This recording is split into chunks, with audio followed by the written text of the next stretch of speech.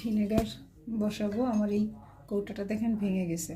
আসলে ভাঙা জিনিস ব্যবহার করতে হয় না আমি জানি, কিন্তু কি করব, এরকম বড় কাঁচের কৌটা তো পাওয়া যায় না। খুবই কষ্ট করে এটা আমি বগুড়া থেকে নিয়ে এসেছি।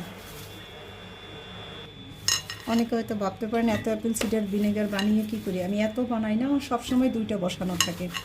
আর আমার পরিচিত না, আমার আত্মীয়, আমার শ্বশুরবাড়ির লোকজন, পরিবারের আর কি লোকজন, আমরা প্রতিদিনই ভিনেগার খাই বা কোনো না কোনো কাজে লাগে ভিনেগার।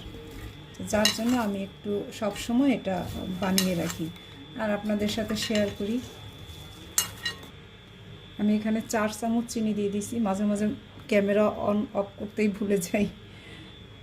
1 কেজি আপেল নিয়েছি। অনেকেই ডায়াবেটিক্স আছে যারা, তারা ভাবে আপেল এবং চিনি এটা তারা খেতে পারবে কিনা। আসলে আপেল এবং চিনি দিয়ে তৈরি হলো ভিনেগারে আর আপেল বা চিনির কোনো গুণাগুণই থাকবে না। এখানে গুড ব্যাকটেরিয়া জন্ম নিয়ে আলাদা একটা বৈশিষ্ট্য হবে আপেল সিডার ভিনেগার, যার মধ্যে থাকবে অ্যাসিটিক অ্যাসিড।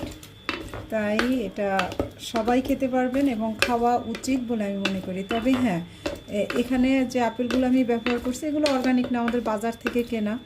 তো কেউ যদি ভালোটা খেতে চান তাহলে আলটিমেট অর্গানিক লাইফ থেকে ওখান থেকে নিয়ে নেবেন।